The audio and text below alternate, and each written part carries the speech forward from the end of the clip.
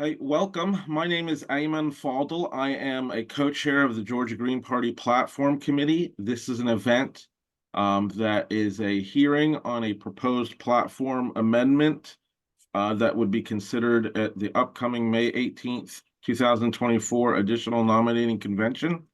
We are happy to welcome Dr. Heather Brunskell-Evans as an expert to testify on the proposed amendment. All the amendments that are proposed for this particular cycle are available at the website of the Georgia Green Party, which is georgiagreenparty.org. In this particular case, the amendment that we're talking about is removing the endorsement of the Declaration on Women's Sex-Based Rights from the Georgia Green Party platform. The Dr. Heather Brunskell-Evans is a co-author of the Declaration on Women's Sex-Based Rights, and she is joining us from the United Kingdom today, and we're very happy to be able to listen to her. If you look on the announcement for this event, you'll see her website, which I don't have memorized. So if you please, you can feel free to promote it, Dr. Brunskell-Evans. And I think that's enough for us to get started. We're going to start with an opening statement, I believe. We have some questions that have been submitted in advance in writing. And then afterwards, I will recognize people to ask questions. As we mentioned in the announcement, preference was given to Georgia Green Party State Committee members on questioning, then Georgia Green Party members, then residents of Georgia, and then anybody else that is on there. You're also free to type in your questions in the chat.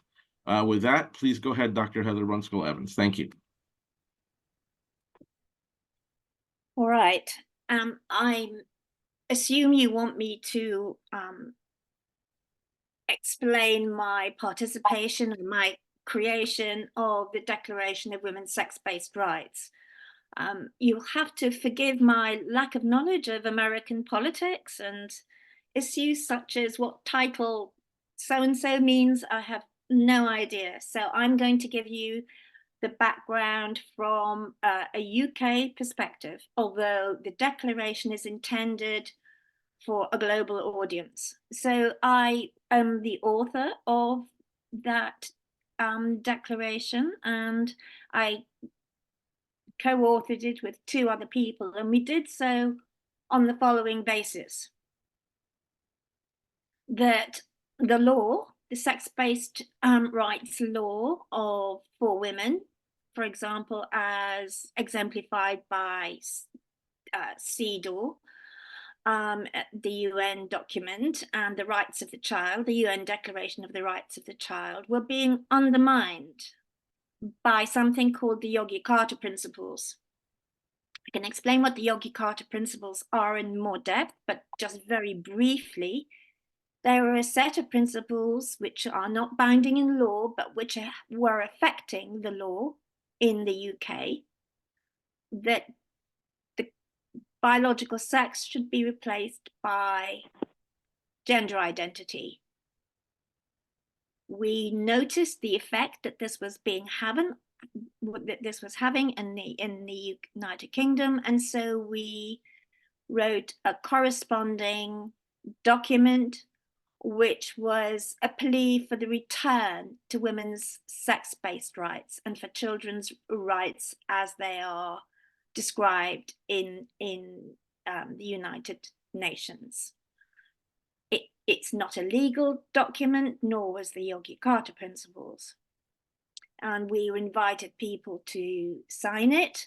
And now this organization to which I belong now meets very regularly with women across the globe.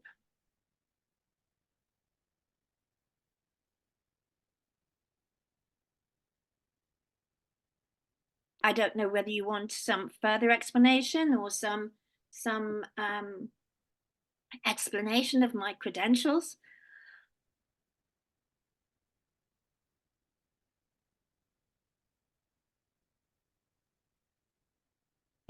Hello, this is Ayman Fadl again. Well, if you would like us to, well, I mean, you're welcome to tell us more about your credentials if you'd like to. Although none of us had any particular. All right, Hugh Esco has a question, so go ahead, Hugh. Sure. I think it's important that we establish your credentials. You're not, I mean, you've been observing this situation from an academic perspective as Yeah, well as a community organizer. Can you talk about, please, yeah. what your academic background is and Well, how that particularly prepares you to address the issues that we're raising here? thank you, Hugh. Yes, I came to this not as a political activist in any way whatsoever. I came to it through an academic route. So my background is in philosophy, particularly the philosophy of medicine. So just to describe it simply, I trace the way that medicine is always practiced and theorized in a social and philosophical context. An example might be that medicine constructed the idea of the pathological homosexual as a scientific fact, and in order to disestablish the scientificity of that, one would need to explain the societal context in which those ideas emerged. So I was beginning to trace the emergence of something called the transgender child, which I describe as being as socially constructed as the pathological homosexual. It's a figure that has arisen in medicine, but it's connected up to the societal context in which it emerged. So I was tracing that as early as 2014. I, at that point, didn't think there was anything controversial in what I was doing. But I discovered that trans activists became very involved and put pressure on my university to, broadly speaking, give me the sack, but suggesting that the writing that I was doing would make transgender people feel very threatened. And as a consequence, the university took down everything that I'd ever written on the web, sent everything that I'd ever written in a more formal way to their lawyers.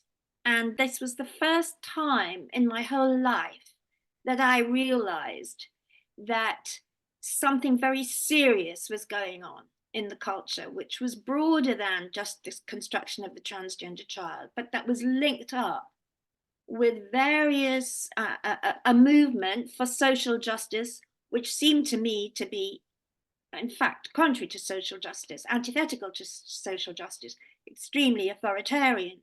So at this point, my university exonerated me, of course, and the few days in which I was very worried about my position and shocked that I found myself in this situation, that was rectified.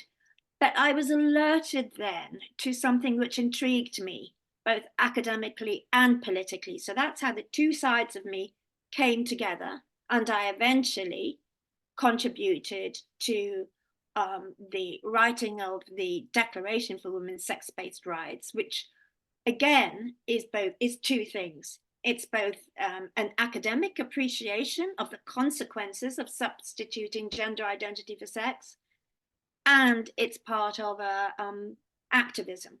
The two things go together, and the two things necessarily go together because the two things have been brought together by what I'll call the gender identity movement.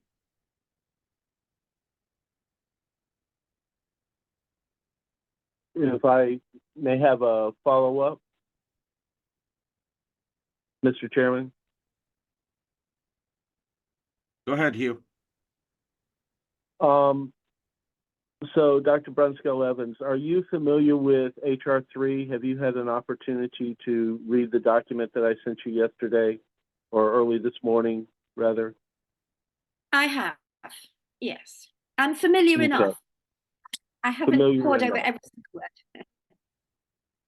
But you read the one-page resolution where we endorsed the document that you helped draft as a part of our platform. Yeah. So there was a reference in there to children being bound to traditional gender stereotypes, and us medically harming them. And I'm curious to know, do you recognize these words? Does this formulation? They are very much the kind of formulation that I do. I don't recognize them from any, I haven't traced back where I might have said that, but I broadly say those things and continue to say those things. So we quoted you. Go ahead. Mm-hmm. I can You were explain. about to say. I can unpack those terms if you want me to. Please, but, please.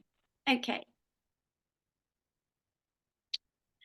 Well, what has surprised me about what I'm going to call the gender identity movement is the way that it's extremely reactionary in terms of the stereotypes it has of masculinity and femininity. So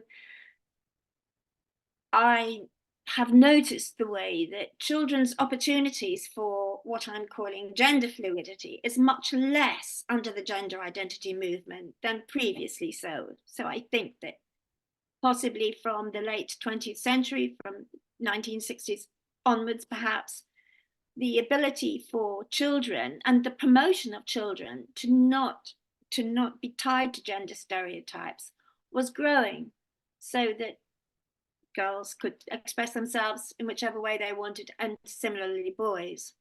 The gender identity movement, or the trans identity movement, has reversed that and has become very reactionary for to me quite obvious ways, but I'll explain what may not be obvious to other people. Quite obvious to me is that if a child, and it's so obvious, I feel ridiculous almost repeating it. I've repeated it ad nauseum. Obviously, if a girl wants to play, dress in whichever way she wants, that's absolutely fine. It doesn't make her a boy. To say it makes her a boy is having a very stereotypical view of what being a girl is. She is a girl. There is nothing wrong with her body. She's not been born into the wrong body. She is just herself, and human beings come in all kinds of different shapes and sizes and all different propensities and complexities. But what we can't get away from is the simple fact of biological reality, that as mammals we're dimorphic. There are females and there are males, and within that we can be whoever we want. The transgender identity movement upturns that and reverses it and says there is something possibly like an essential masculine self or feminine self, something almost akin to a soul, because it's not tied anywhere but somehow it's inside us, which can contradict our biological sex and be more real than our biological sex. And to me that is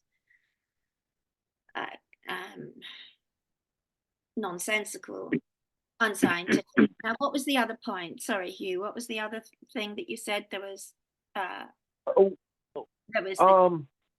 children. So on one and medically harming them. Yes, and so of course, what actually happens if you take the view that somehow children can be born in the wrong body, and that somehow a child can have a deeply a masculine self embedded within her, and vice versa, that will lead you to the idea that there's something problematic about the child for which you have to have a medical correction. And as we all know, I assume we all know, there are great risks and harms to children to put them down the medical route. So you've written a number of books on this subject, one for children, right? I've written 2 books about children. Or for children? I haven't haven't written for children. No. You mean for children to read? Yes, isn't My Body Is Me, didn't No, you no, have no. your hands on that somehow? But I belong to the organization Transgender Trend, Okay, which has had their hands on that book. Yeah. okay. I But have nothing to do with the writing of that book, but I completely and absolutely endorse it. I think it's a wonderful, very sweet little book.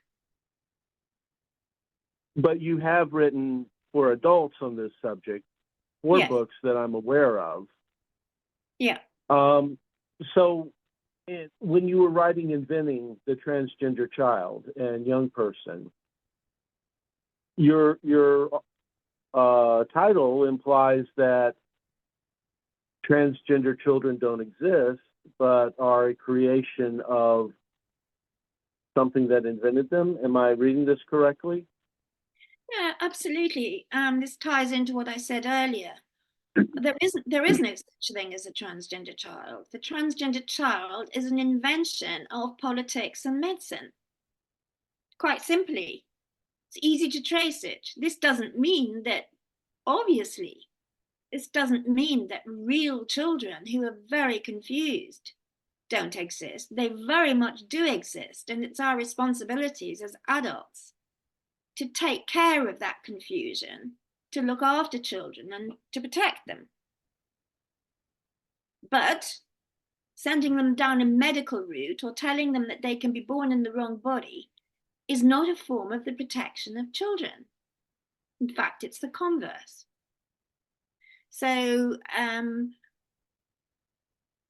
the term invention was deliberately provocative in the sense that it was intended to reverse something which was becoming a truth in the culture, which was children can literally be born in the wrong body. And the language was being co-opted by the gender identity movement, so that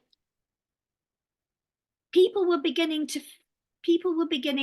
who may not even recognize that they had an ear or an open to what was going on in the culture began to say things like, well, I don't agree with medicalization, but what about the real transgender child? So the idea of the real transgender child had taken root in the UK, and I think it's taken root in the States as well. And once that concept of the real transgender child has taken root, it means that anything that you say which would critique the medical profession, which would critique WPATH, for example, which would critique parents in transitioning their children, sounds cold, cruel, and authoritarian. So I've written about this, and I have demonstrated that it's actually the reverse. That's turned upside down.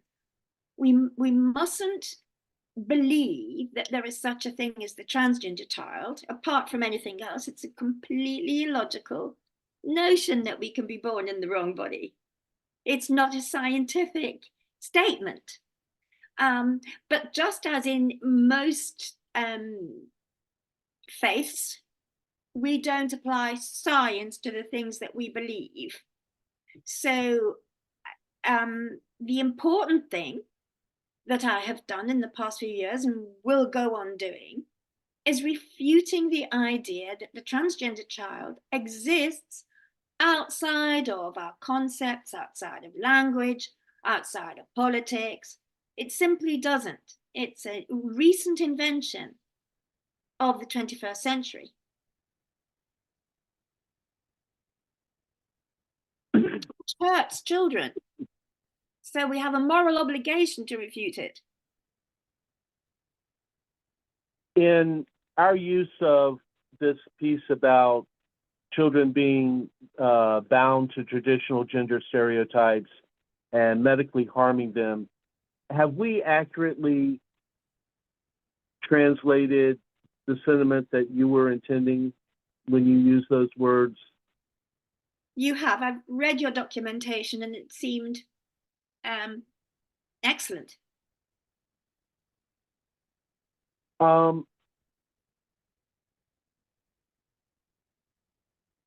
So let's talk a little bit about your role in drafting the declaration. Why was it important to you that these 9 articles be explicitly asserted at this point in history? Where did those policies come from? What is the source of this document? Yeah, the source of the document was that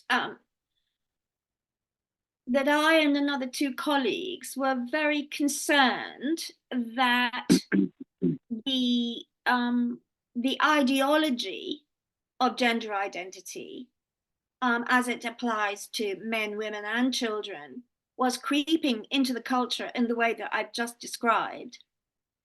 That people were beginning, and largely through the work of the writers of the Yogyakarta principles, which have been very powerful in our culture.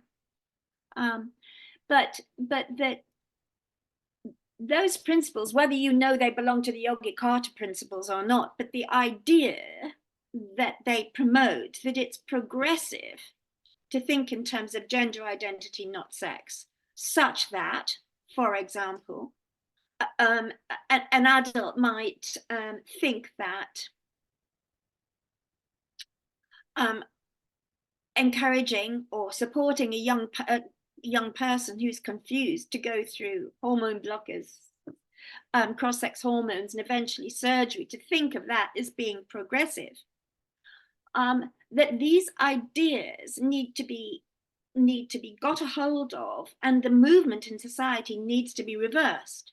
So that is why we wrote the Declaration of Women's Sex-Based Rights, which includes the rights of children to have bodily integrity and to be protected. So we were reacting against something. We were acting against something that was actually happening in the culture. And at that time, we weren't sure that women were particularly understanding that their rights were being eroded.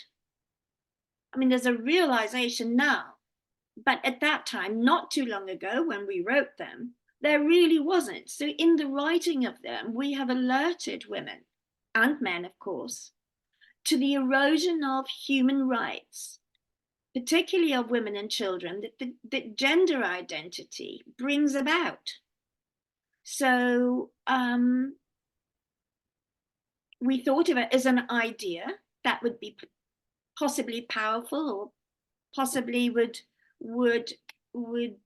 be ignored. So in fact, the declaration has now been renamed as an international declaration, and women from all parts of the globe not only sign it, but contribute to the kinds of discussions that take place weekly about what is happening on the ground in their own particular locations. So it's taken on an expansiveness and a significance that we hoped for, but didn't necessarily predict. It's been fantastic. I am the author of it, of in particular the sections on children, but I helped draft the other parts of it, just as the other co-authors helped draft the bits on children. We collectively support everything that's said in there, and continue to do so. As you know, it's a document that hasn't been revised, just as the Yogyakarta principles haven't been revised. It's not a legal document, but it stands historically, I think, in a contemporaneous way. I think it's still highly relevant. When I read the Hugh, just a moment. I'm sorry, go ahead. I just want to give an opportunity for other people to ask questions. And also, I did want to get to the questions that I had submitted in writing ahead of time. Denise, did you want to Yes. say something? Okay. Yeah. Please Thank go you. ahead, Denise. Okay.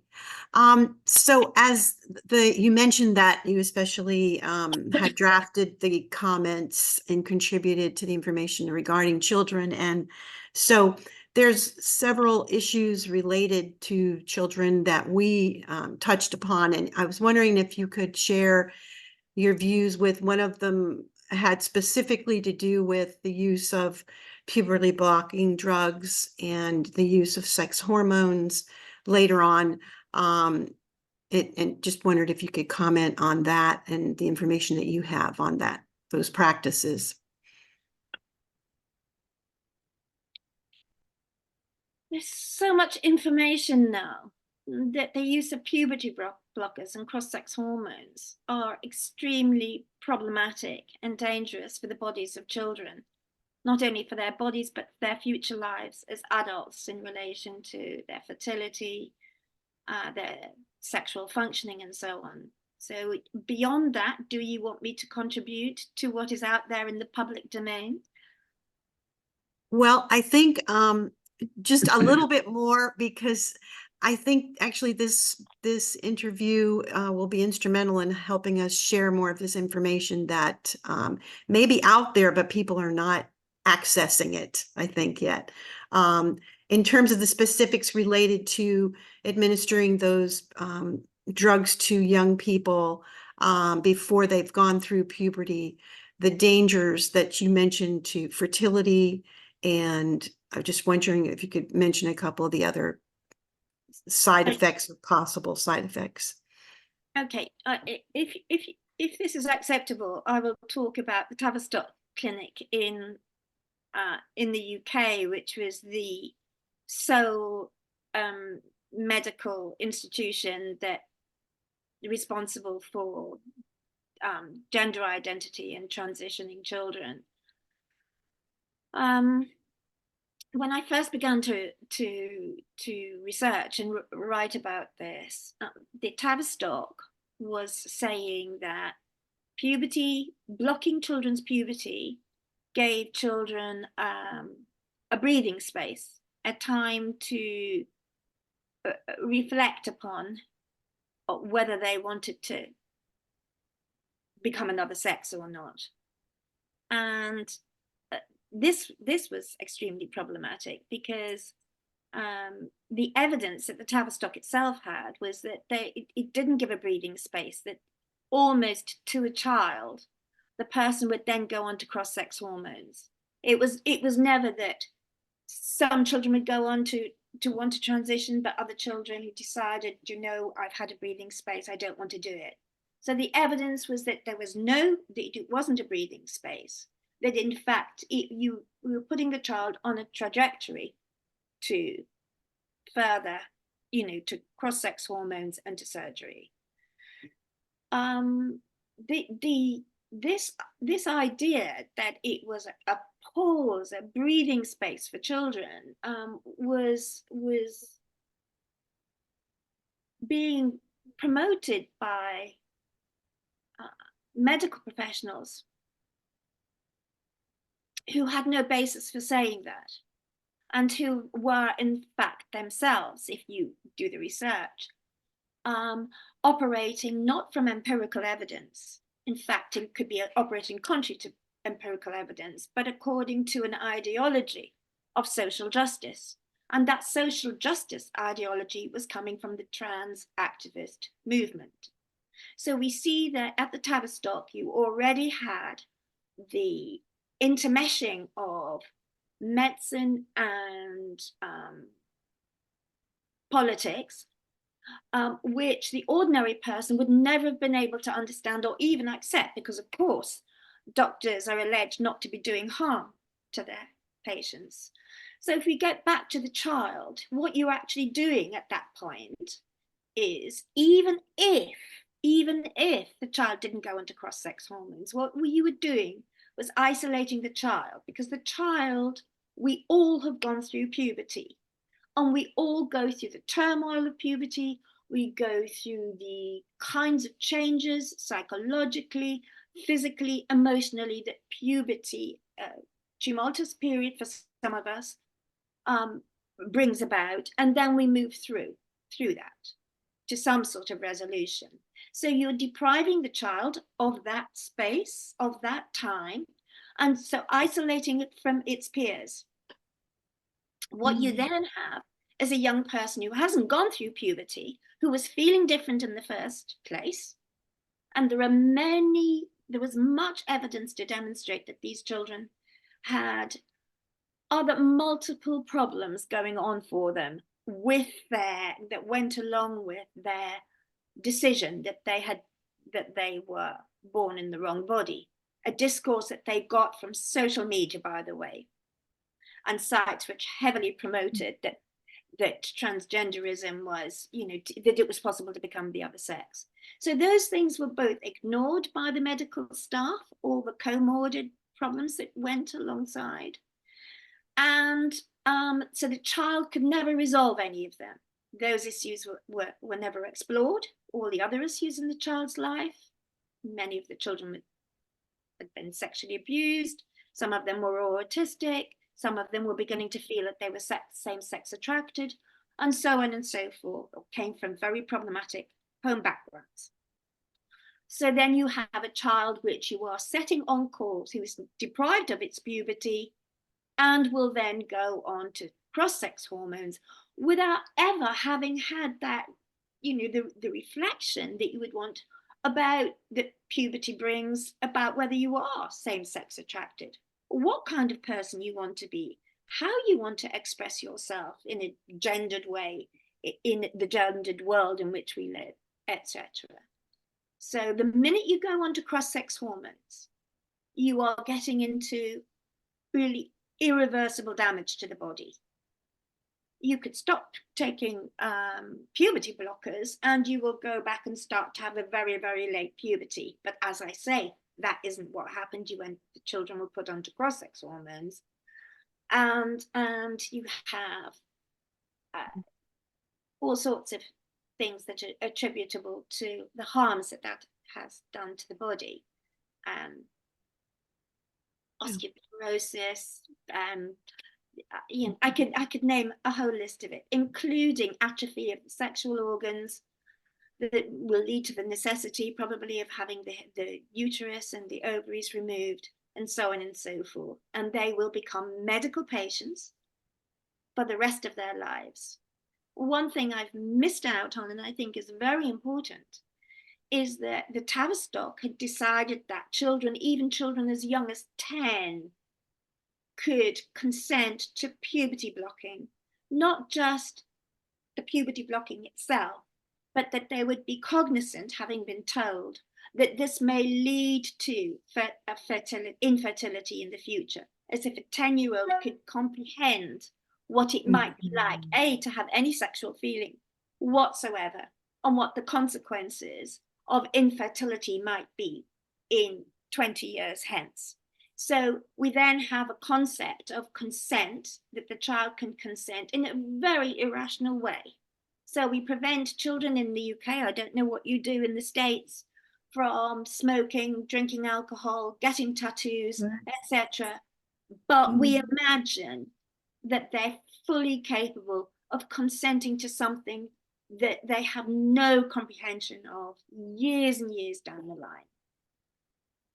I don't know whether that's sufficient. Thank you. Doctor, I wanted to just make sure I heard and wrote down things properly, just as you were speaking, so forgive me. Yogi Carter Principle, I put it in the chat how I wrote it down. Can you just tell me if I'm spelling these things correctly? Is that right, Yogi Carter? I'll get the spelling for you. Okay, thank you. I haven't looked at it, so I don't know. Okay, and then My Body Is Me is the name of a children's book, which you think can help children understand things better than some of the other. Oh, thank you. Oh, Joe. Okay, thank you, Hugh. I appreciate. I got that completely messed up. All right. And then Tavistock Clinic is. Did I hear that right? Taverstock. Tavistock.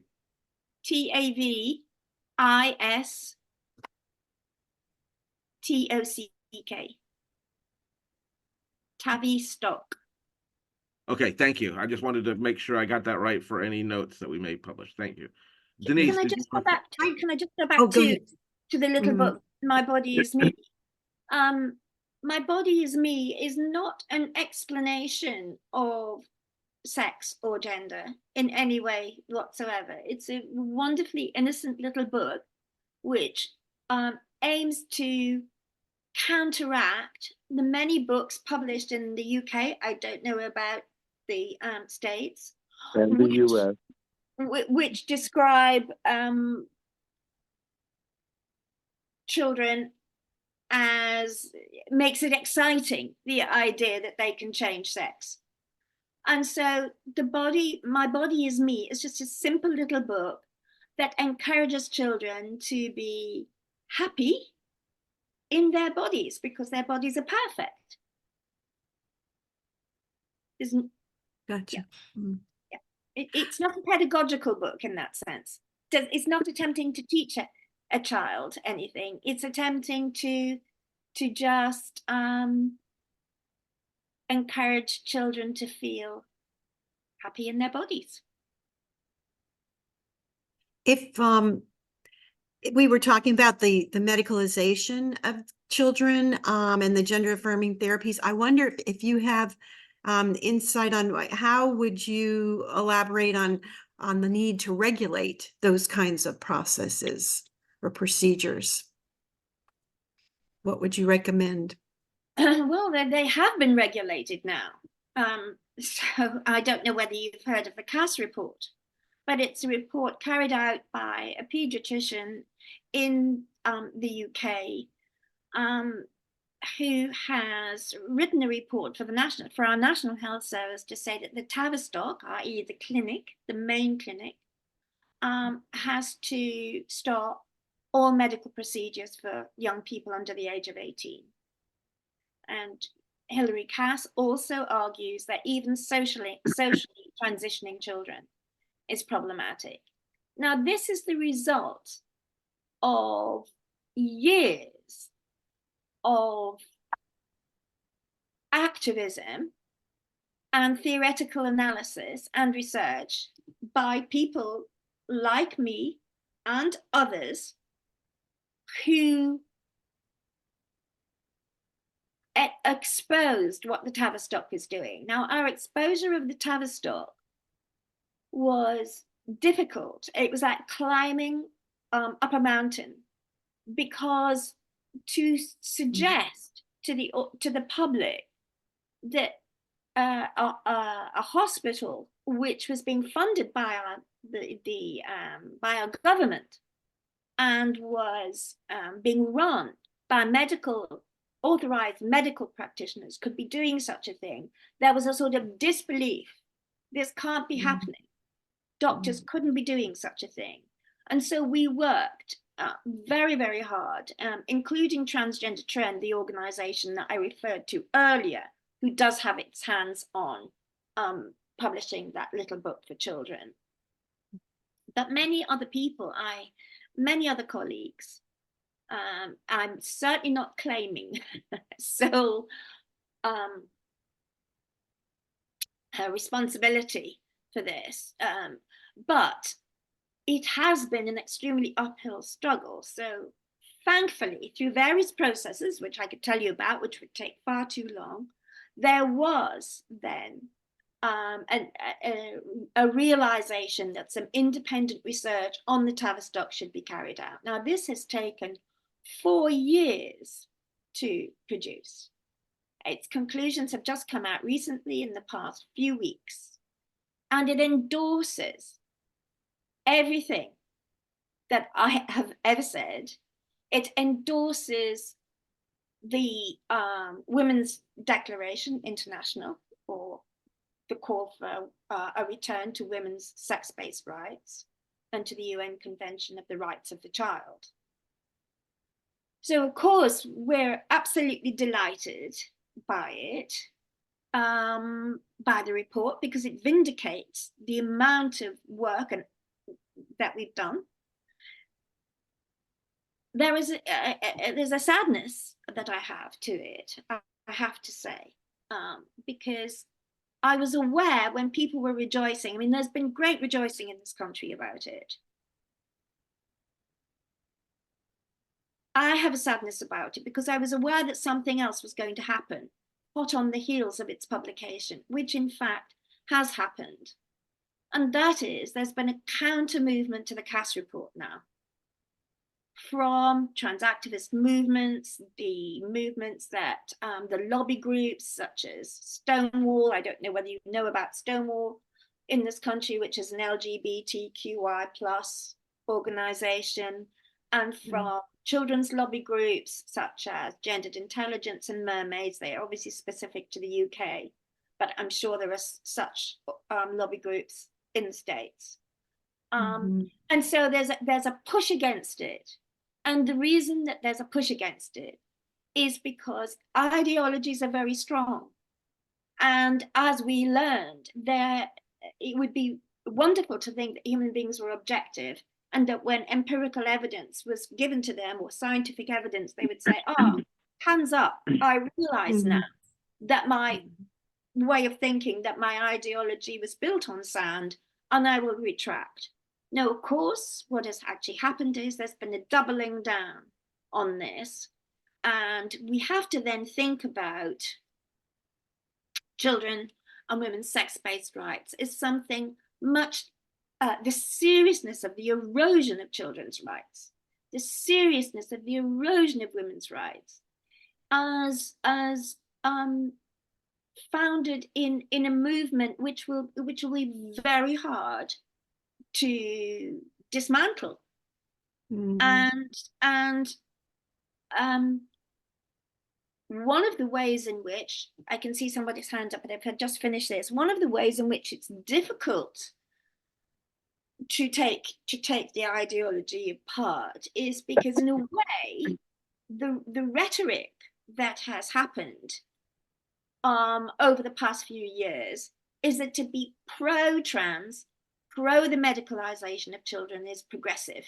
So it fits into a sort of paradigm, a liberal democratic paradigm, and the slurring of people like me, which has just been, it's been so shocking, as, you know, a Nazi, a bigot, you can fill in the dots. So how we overturn that tanker, I have no idea, other than we've just got to keep on and keep on keeping on. Well, we're very thankful that you've done what you've done, because that certainly is the posture that we held back in 2018 when this all started for the Green Party. So we really appreciate you. Thank you. Go ahead. I think Denise, are you done? go ahead. Yes, I'll wait. I'll pose my other question after. Okay, go ahead, Hugh. Yeah, you brought up this question of evidence. And, you know, both the Cass review and those who are critiquing the Cass review are all talking about the nature of evidence. And one thing that struck me, you know, 5-6 years ago when I read Inventing the Transgender Child was how you dealt with the evidence, and the evidence that is being asserted by WPATH and the people who do business through them versus the kind of evidence that Dr. Cass looked at and that you looked at in your books. I'm wondering if you could talk a little bit about the nature of evidence. So when people were calling you a hateful, bigoted TERF, was that evidence?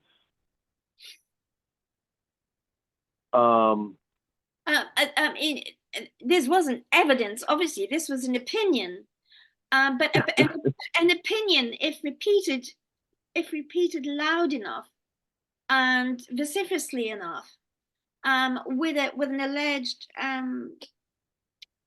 humanitarian framing of it on the part of the other, will be taken note of by society. The people will believe there is some basis to it. And, you know, when I wrote Inventing Transgender Child, I look back at that period of time and I think that I had a certain naivety about it, because I genuinely believed that if I analysed the Tavistock, demonstrated that it didn't have evidence, and that in fact there was contrary evidence to its practices, people would just, the argument would be won, people would believe it. So I've learned since then. I know. Yeah. Anyway, so I have learned a lot myself since then, and I've learned that it isn't a question of producing evidence, empirical evidence, which is true. Of course, one must keep doing that. I'm not saying that we mustn't keep doing that, but there are other forces. I'd like to, if I may, I'd like to talk about WPATH for the moment. And I actually wrote some things out because I thought that I wouldn't remember them in the discussion. So what people, for example, said in these years since I've been writing about this, they say, you're refuting WPATH. WPATH, this is the body which is the world, they're the world experts on transgenderism. They are the true scientists. So, you know, I've critiqued WPATH many times, not just in the books. I've written many journal articles, by the way, they're on my website. But let me try to find, yes, they're here. So the kinds of things that I've pointed out about WPATH is like water off a duck's back to people who believe in the ideology. But I'll tell you the kinds of things that I have pointed out. So WPATH is actually, so it's extremely concerning in terms of medical evidence, ethics, and safeguarding. It always has been, in particular, its latest standards of care, which haven't been out for too long. So its use of ideologically driven language, to me, it's ideologically driven, but to people who are part of the ideology, it's not. So, for example, irreversible medical and surgical interventions are referred to as gender affirming care. Now, I don't think of it as gender affirming care because, you know, double mastectomies are called chest masculinization surgery. Ideological terms such as cisgender are used, as well as the scientifically and factually inaccurate term sex assigned at birth. All of these terms lead to practices which are really dangerous, you know, mastectomies for young girls, etc., etc. So WPATH calls for the removal of minimum ages for irreversible medicalization. You know, WPATH doesn't place any weight on nuanced concern for the welfare and well-being of vulnerable children. It doesn't consider that gender dysphoria is a mental health symptom and that many children have comorbidities such as autism. The guidelines have removed any minimum age for a child to be given puberty blockers. It's astonishing. Or a minimum age for cross-sex hormones or sex reassignment surgery. It advises chest binding and genital tucking for children which have, you know, medical issues attached to them. I could go on and on and on and on and on.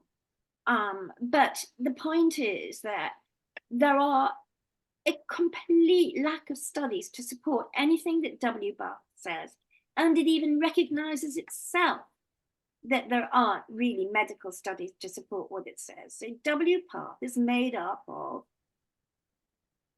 medics and others who are themselves activists, trans activists and trans allies. So we get an organization which alleges that in some sense it has some objectivity, but which is in fact highly politicized.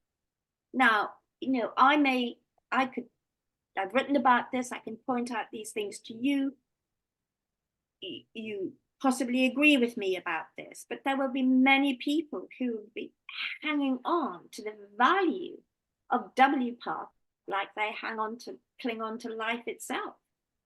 So there we get a disjuncture between how much evidence you can produce to demonstrate that the practices that are happening to children now are, in my view, absolutely criminal and should be stopped immediately.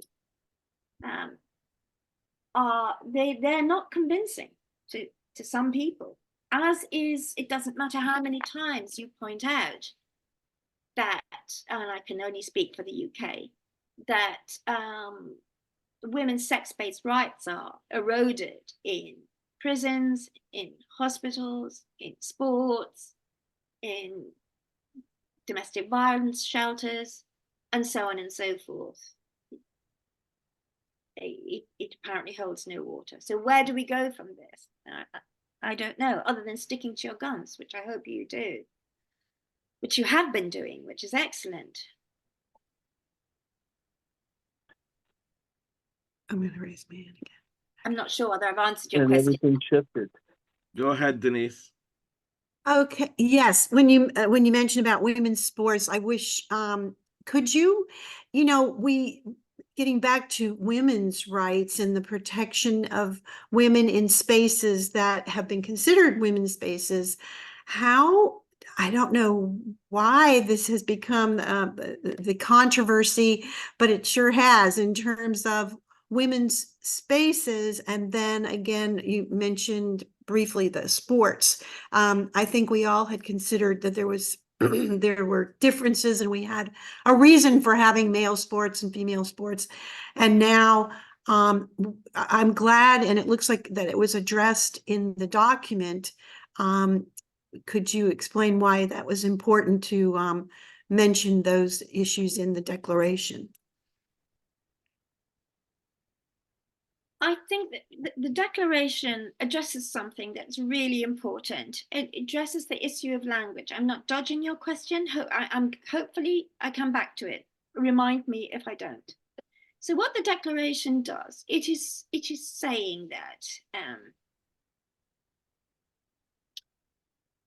a lot of the basis of what is happening, which we can now be outraged about, that a man who identifies as a woman can get an Olympic medal or whatever, on the basis that he's a woman. We have to go back to something that people find difficult, and that is to the issue of philosophy and the issue of language. The concepts that we have literally shape the world in which we live. What the gender identity movement did was it used the language of cis and trans, which is what WPATH does all the time. It's a very strategic move, because once you said that there are those people who are cis, i.e. those people who are allegedly comfortable with the sex to which they're born, which I think is a ridiculous concept in itself, because many of us are, restricted by sex stereotypes and don't have anything to do with them. But the minute you bifurcate women into cis women and trans women, what you've done in the public imagination is you've practically you've contorted and distorted reality. You've said that in some sense, these are two categories under the overarching category of women. So therefore, men who identify as women because they have this inner, whatever it is, soul, gender soul, are actually women. The minute that society begins to accept that women is bifurcated into two different groups, then everybody from whichever bifurcation, cis, trans, must be treated equally. And this is the gateway. It's like the gateway drug into the transformations that have gone on in our society that are affecting everybody. So tiny percentage of people, which is what trans allies always say, oh, it's just a tiny number of people. What's wrong with you? Why can't you just be kind? I'm explaining why I'm a very kind person. But why kindness is actually an extremely unkind thing to do in this instance. Because what you've done is you've destabilized everything about society on the basis that it might benefit a few people. You've destabilized everything for over 50% of the population and more. Take children into account, and little boys are affected by this too, of course. So I think the reason why it has seemed fair to people that men participate in women's sports, despite the obvious advantages that men have. We don't need huge amounts of money put into scientific research to find out whether men have an advantage over women in women's sports. We can spend that money, which we have. We can have spent years of our lives dedicated to pointing out the injustice of it. The injustice, and provide evidence. But the injustice, the point I'm trying to make is the injustice has arisen through the change in reality which the language has brought about. So that I think that often the ordinary person thinks that somebody who calls himself a trans woman, who the media refers to using female pronouns, who people are scared to point out is actually a man, and perhaps still, looks like a man. He may be much taller than the women that he's competing with, etc., etc. Whilst we have a conglomeration of many different issues, all in the package of that this person is actually a woman, then the ground has been cleared for men in full daylight to participate in women's sports, and for anybody who objects to that to be seen as a bigot. And I actually think that often the ordinary person doesn't realize that that person might, and on the whole, percentage-wise, still has male genitals. I think some magical thinking goes on in people's minds. They think, well, if everybody's calling this person she, if he's calling himself she, has a female name, the media are supporting this, our medical institutions are supporting this, our liberal democratic institutions are supporting this, this person somehow has gone through a process of transubstantiation and has actually become a female. So we have to pull back from that. And the pulling back means reclaiming the language. Now, this is central to the Women's Declaration, the reclaiming of the language. And it's there precisely for the reasons that I've just described. It's not there to be unkind. It's not there to be disrespectful. It's not there to take away the human rights of anybody who wants to identify in whichever way they wish. Who cares? I don't. I want to live in a society where people are free to be whoever they want to be. But this has impacts. If we translate that desire to be whatever you want to be into law, which impacts, and into medicine, and into our institutions in a way that impact on women and children, it's unacceptable. It's not progressive. It's highly reactionary and must be stopped. I don't know whether I answered your question.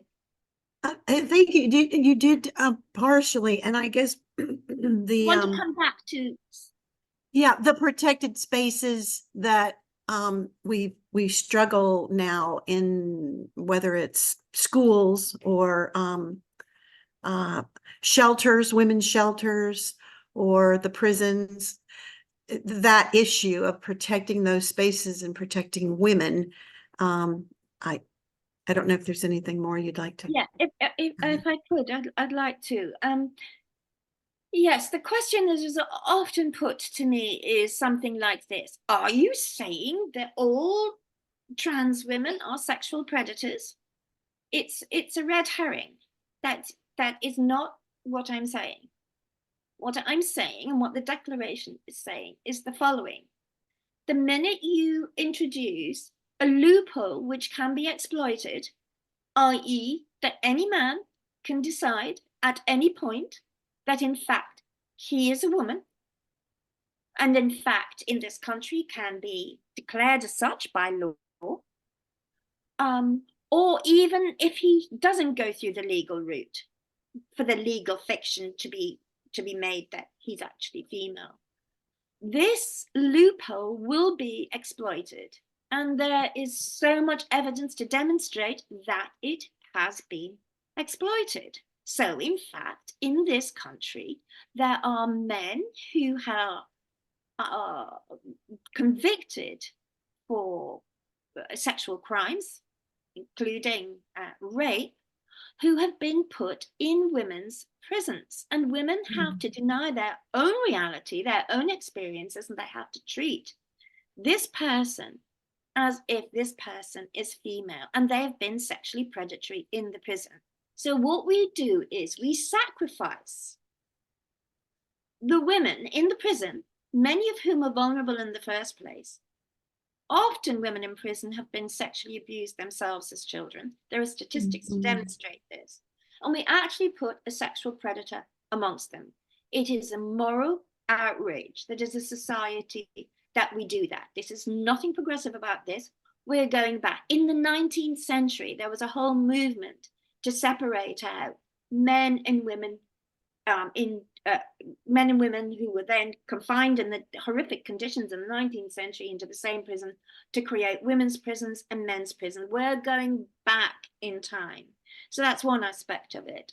There was another aspect I was going to talk about. Yes, there was a case in this country quite recently. By recently, I mean a few months ago, where an older person in a hospital ward had complained that she had been raped.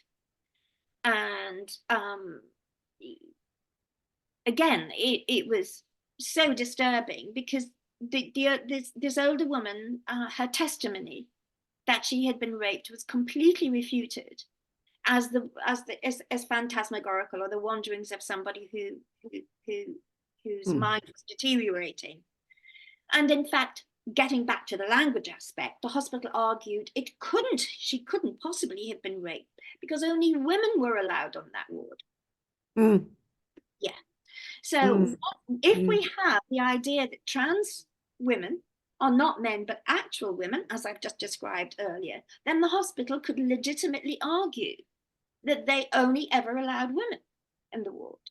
Of course, it took months of support for somebody who believed the woman, or was intent to explore the woman's testimony through the cameras that were in the ward, through it going to the Houses of Parliament and so on, to demonstrate, in fact, this woman had actually been raped and been raped by a man, obviously. So the ways in which the loophole can be exploited it's just there, and people close their ears and their eyes to this, and they turn it back on somebody like me or people who support the declaration or who've signed the declaration as an unkindness, as a way of being suspicious of all men who identify as women. And that is not the point. That is not our point. Right. Okay. Thank you. Hugh, I know you had your hand up first, but John hadn't had a chance to ask a question. That's so okay. I'm going to go ahead and let John ask his question, okay? And oops, sorry.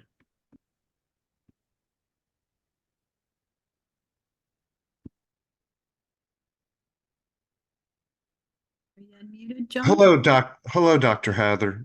Thank you so much for being here today. And I lived previously in a very LGBTQ friendly community of Miami Beach. Right. And Sounds great. I'm in a very cold UK with a grey sky above me at the moment. So when you said that, I thought it sounded wonderful. At Miami Beach, never been. But carry on, sorry. I had lived there quite a long time, from a period when it was largely known as a slum through gentrification with lots of artists moving in. Right. And the area was gay friendly even prior to the gentrification, but I ended up meeting lots of LGBTQ people, and there was a lot of males who described themselves as queens, who identified as gay or homosexual. Yeah. And I found no objection to them describing themselves as queens. They weren't at that point describing themselves as trans, and I do think the ideological framework has changed since the 80s and 90s, and I'm uh, wondering if you would offer an opinion on these seemingly well-adjusted gay men describing themselves as queens, whether there's been a cultural shift or ideological shift where many would now identify themselves as trans. And if this is really outside your expertise, that's okay. But I just wanted to ask the question. Thank you. I'm happy to answer the question. It resonates with me in that there was a time at which, I suppose, in the 1970s and 80s, in which it was fun to have the relaxation of the mores that had gone, the sexual and gender mores that had gone before. So it felt harmless and fun and humanitarian, that people could be free to express themselves. Now, that has changed. It's changed a lot. And, I've written a book called Transgender Body Politics. And it's it's not dedicated to analyzing or researching children. It's about the very kinds of questions that you've posed to me. It's because I'm imagining that what you're asking is, in the sense, how did this happen? How did we get from a movement which felt very positive, on which we might want to be, which we part of or want to embrace, to something which has become authoritarian, and whereby people will, I think, sadly, people who belong, say, just broadly speaking, to the LGBTQ movement, think that somebody like me is attempting to take away from them, which I'm certainly not. So that there's a sort of digging of the feet in, I think, that about transgenderism as part of that. I think transgenderism has come to interrupt that. I trace in the book Transgender Body Politics how that has happened, and sadly, people are now identifying as trans who quite happily didn't identify as trans before and would identify themselves in a different kind of way. Of course, having said that, the LGBTQI, I'm afraid I'm cynical about it now, the alphabet soup, isn't homogenous. There are people within that. I have gay friends who are absolutely antithetical to being included now in the LGBTQI, and say that it hasn't done them any favors whatsoever because they're tarred with the same brush. And as trans ideologues, and they don't want to be, and they too can see the harms done to women, children, and indeed to themselves, and to homosexual teenagers or lesbian teenagers. So it's convenient for this, the letters to be strung together as if, you know, everybody's holding each other's backs and it's a strong movement against people or organizations that might sign the declaration, because it's actually not like that. It's simply not like that. And I've welcomed so much gay and lesbian people coming into this and joining our struggle against the harms of transgender ideology. I hope I've answered your question sufficiently. And you're welcome to ask me something more.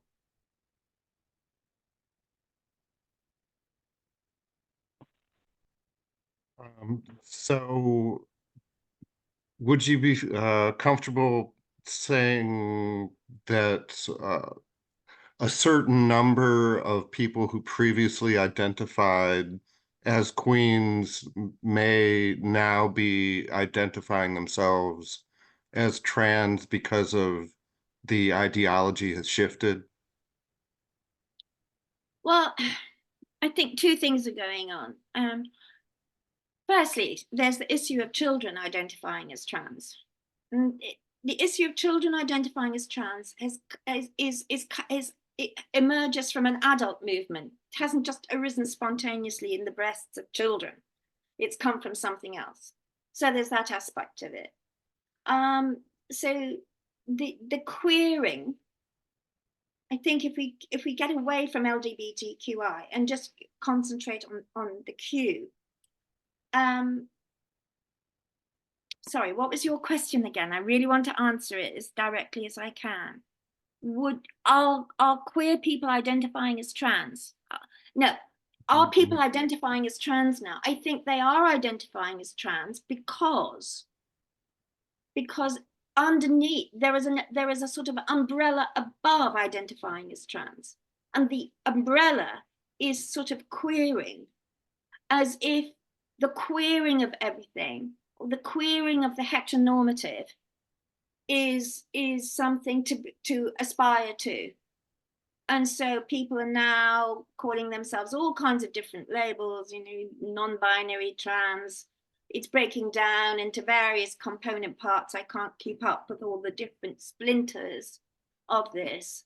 But broadly speaking, I don't think that men who would have perhaps enjoyed or played with calling themselves queer or dressing as women or whatever, I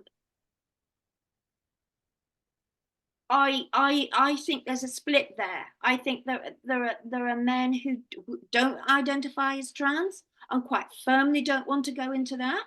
And there are men who do identify as trans, but they're doing so under the sort of umbrella of it's good to be queer, and we're challenging the whole of society, and we're breaking down those norms which were restricting everybody.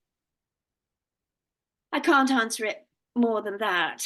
I feel as if there's something that you want to ask me again to get to something that I believe in. I'm really happy to go on talking about it.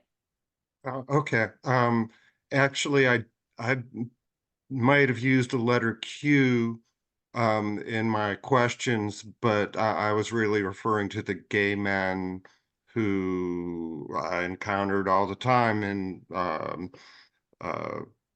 life, and who identify as queens, not identifying as queer. And Yeah, if you I got that. But okay. can I ask you the question then? Can I put it back Okay. to you? And I think that would make more sense. Okay. Have you found that those men who would call themselves queens, sorry, have you found that they now want to call themselves trans? Is that your experience? I've kind of lost touch with Right. that huge community. I moved from Miami Beach to a tiny town in Mississippi, which, of course, there's uh, gay people and alphabet soup people here, but the it was a very dominant subculture in Miami Beach, and so I ran into the alphabet soup every day. Mhm. But thank you for your opinions. Thank you. Hugh, just just before we go much further, the hearing is supposed to end in 13 minutes. So I haven't had a chance to ask some questions that I wanted answered. I'm not sure how long Dr. Brunskell-Evans is going to be able to stay with us. And Hugh, this could be another question of yours. Do how long do we want to go with this? Dr. Brunskell-Evans, do you want to continue? I would have been happy. I enjoy talking about this, but in 15 minutes, I have to be on another Zoom call about a completely different topic about Palestine and Israel. Okay. Hugh, I'm gonna go ahead. I want to ask some questions that I haven't, pardon me. Okay. Okay. So And we're grateful that you are working on questions related to Palestine and Gaza. Believe me, we wish that we were spending more time and energy on that as well. I want to back up a little bit. You talked about a reform movement that gave us sex-segregated prisons from the 19th century, and I want to set aside the question of how we're changing our women's institutions into rape camps and deciding that those sorts of, that whatever the crime, that the appropriate punishment is to be subjected to rape in prison. And why that's not a violation of the Eighth Amendment, I haven't quite figured out, but I'm hoping that some of this litigation will take us there. But in your community activism, you have often been involved with men's violence against women. And I want to go back to another reform movement from the 19th century when we broke the urinary leash and ask, setting aside the prisons and the rape camps and such, why are the boundaries of girls and women so important that we should sacrifice the hurt feelings of men? Why are the boundaries so important? For example, to me, do you mean, and for other women in this? Or to women yeah. Talk to me like I'm an idiot here and have no idea why your boundaries would be important.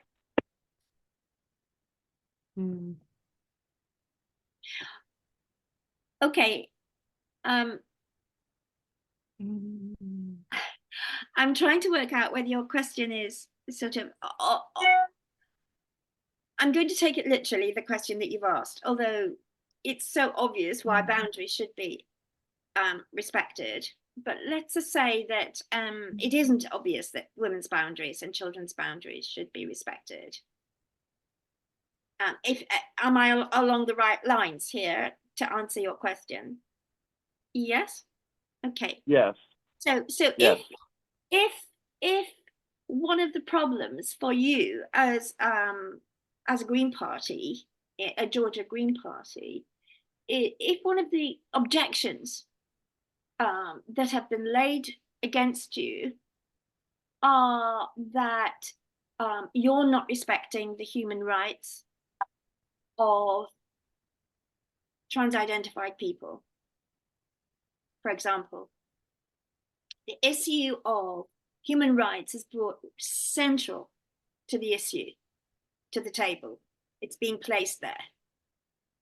Human rights as an issue. Human rights are based on the respecting of boundaries. They are based on the individual and the boundary of that individual is impenetrable, inviolable to that individual and cannot be encroached upon. What is difficult with all of this is there just sort of, I'm going to call it misogyny. It's an overused word. It's a complicated word, but for the purposes of this, I'm going to use it. What we've discovered through the trans movement is, women have discovered that where they thought they had equality, where they thought that we had moved forward, in fact, we've discovered that the women's boundaries and children's boundaries are permeable, apparently, and that we should even give them up for the benefit of a man who decides that he is a woman or he has a female soul or whatever, to from his choice move into that space, break down that boundary. So, for example, in the courts at one point in the UK, a woman was being asked, out of respect to her rapist, to say she about the rapist, or the language was used in court, her penis, in court cases. So the boundaries of the man who had actually done the violating, who had committed the crime, through his choice or through his identification, found, the court, the woman, the larger society found it sensible that the woman's boundaries could be broken down to the extent of the language that she could even use about her rapist, but that his boundaries were firmly held by society. So there's the issue of women's boundaries is really, really important. It's usually brought down to something really stupid. People say, "Oh God, but you object to a man and a woman's toilets, Jen. Women toilets have been gender neutral for years. What are you making a fuss about? Are you expecting a rapist to be behind every door in a woman's toilets?" So if fun is made of this issue through such examples, but it's a really, really serious issue, the protection of women's and children's boundaries as a human right, as their human right. So the question could be asked, are women not quite human then? If it's a human right to have boundaries, what is it about women that means that boundaries can be and should be morally permeable, i.e. you must respect your rapist as a female? I don't know whether I've answered your question or not. No, I appreciate that. Right, Dr. Heather, I know you have to go. I have some questions for you, and hopefully they can be short answers, simply because they're more questions of inquiry about some of the processes. The first regarding the Declaration on Women's Sex-Based Rights, does the WDI, Women's Declaration International, which I assume owns the document, is it planning edits or revisions or any kind of process like that, and if so, how would signatories be involved in that? Right. Signatories wouldn't be involved in it. They never were involved. That's not its intentions as a document which we wrote. It was written by 3 people. There aren't any intentions to rewrite it, because it seems to be still historically pertinent. But if it was rewritten, it wouldn't involve the signatories in any way. Other than that, we would be informed by the kinds of discussions that take place of those who have signed it, who talk to us at weekly meetings. I'm not really involved in those weekly meetings. I'm doing other things now. But so obviously those people who are gender critical and who support the declaration are informed through the discussion as it moves on and so on and so forth. And that would inform any future rewriting of it. But I don't see that there's going to be a future writing of it. I don't see the need for a future writing of it. And there is something which I found confusing actually, but and I couldn't work out whether it's because just a cultural difference between being here in the UK and in the US. The declaration I felt was being given a weight to it as if it were a legal document which had been signed and therefore held people to the literal, to the letter of everything that was said there. It isn't a legal document. You can sign it in broad agreement with its principles. You can sign it and think, I would have added some other things, but they're not there. It's not, there was a fundamentalism being attached to something to do with the declaration in the papers that I read, but I may be picking that up wrongly. As if almost anybody who signed it was breaking some previous well-established rule or law, and therefore should be held account for their naughtiness. Now I'm trying to understand Georgia legislation, our state of Georgia, and how, our party as a signatory to this document should react to specific instances of legislation. So, for example, there's part of the declaration says the state should never compel somebody to speak in a certain way regarding gender identity. Yeah.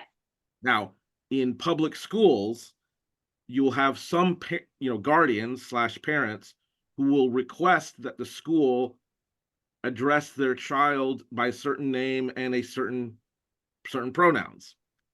Yeah. And do you believe that it is within the right of the school employees to disobey those parents' requests? Look, this is a very complicated question. I can try to, if I answered simply, I would say that the teacher should not comply with the parents' requests. That's the simple answer to your question. Now, it's not just, firstly, it involves the child and whether that is an abuse of the child, which I hope I'll come back to, but it also requires all the other children in school to deny their own reality. So it isn't just about any individual child. You're involving every child in that class or in the larger school to participate in an unreality. Now, to get back to the responsibility of parents and schools, although on the whole parents have and should have as much freedom to bring up their children whichever way they can, the state always gets involved in something, if gets involved where abuse is involved. So in my view, it is abusive to a child to participate with that child in the fiction that it is a sex other than the one it was born. And one would have to look at, if you look at it from that point of view, it would be incumbent upon the school not to go along with the abuse, just as the school wouldn't go along with any other abuse that it discovered that the parents were perpetrating. But obviously, if you think it's the child's human right to, and that it's progressive and kind to the child, you will take a different view. My view is that to socially transition a child is a form of abuse to the child. Okay, but just for example, if I have a child named Muhammad and I send my child to the public school and my teacher calls him something else because he doesn't want to say the word Muhammad, is that also within the parent's right? I'm just curious, because or within the school employee's right. If he wants, if that employee wants to do something like that, what do you believe? Wouldn't that person have the same freedom to do that? He might believe that I'm abusive to my child for naming my child Muhammad. Look, I don't think we should be getting into policing what we call our children. I don't Okay, I'm care. not talking about, I'm talking about a state employee that I'm using a public good and sending my child to the public school, and that person, for no particular reason other than his personal beliefs, is contradicting how I want to raise my child. So I'm just curious if that person thinks I'm abusing my child by naming him Muhammad, shouldn't he also, you know, do whatever he wants, call him Mike? I mean, I'm just curious. Sorry, there are so many things being conflated here. I'm trying to pick them apart to, nobody, a parent can give the child whatever name they want. And the school should respect and obey the name of the child. The point is, it doesn't change the child's sex. So if what goes along with the name is the insistence that the child is a sex other than the one that it is, you're invoking a whole load of other issues there. Which, this isn't about, what the school's values are or what the parents' values are or whatever. You're actually then distorting empirical reality. It's a little past 12:30. I don't want to keep you any longer. I mean, Yeah. I have many more questions, but this, I hope you got a list of these questions, and I hope, if obviously you can, decide whether you want to respond in writing or not, but that's. I'll go for another 5 minutes. I don't want to respond in writing. It would take up too much. No, I understand that. It's just, Yeah. The, just in personal interactions. Okay, let's just, talk about Yeah. personal interactions now. Am I, in your opinion, am I betraying the sex-based rights of women by not confronting every instance of somebody's gender identity? And obviously I gave you in the written questions a couple instances in my personal life. So I'm just wondering how you want us as upholders of sex-based rights to behave.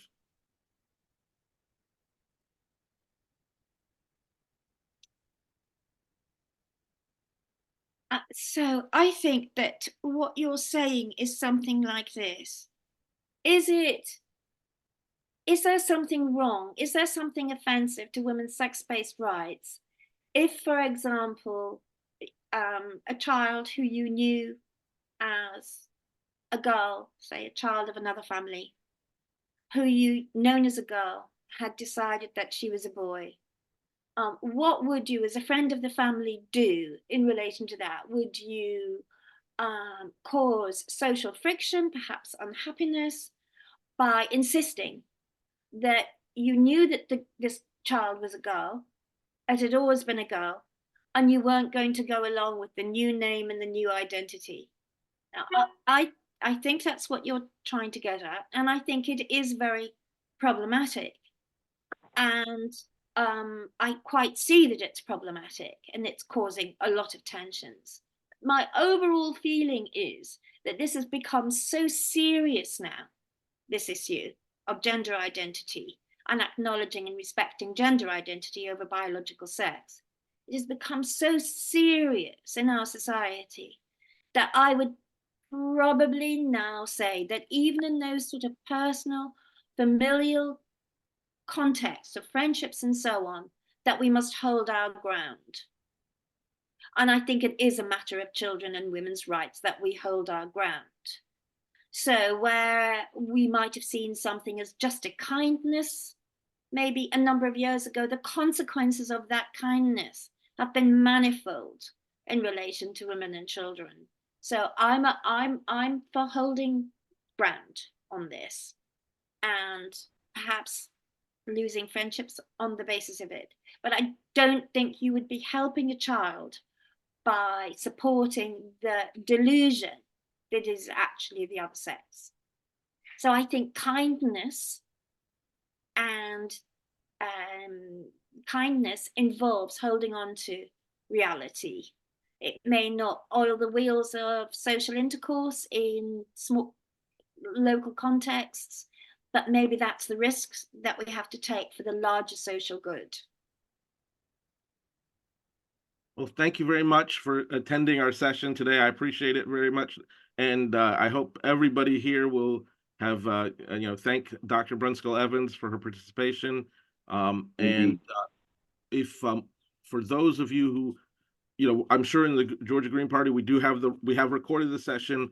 Maybe Hugh will edit, some of the stuff at the beginning and the end, but I think it can be published almost as is, I'm hoping. And if Dr. Brunskell-Evans, do you think that it'll be okay to publish this? Yeah, I'm happy for it to be published. Okay. Yes, most All right. definitely. So, so those of you who know people who might have appreciated listening to this, we may be able to get it to them in shortly. Okay. Thank you very much. You have a good afternoon. Appreciate it. Thank you. Thank you. Thank you. Thank you for coming, Thank being you. with us. Thank you, everyone. Thank you, Mhm. Doctor. Mhm.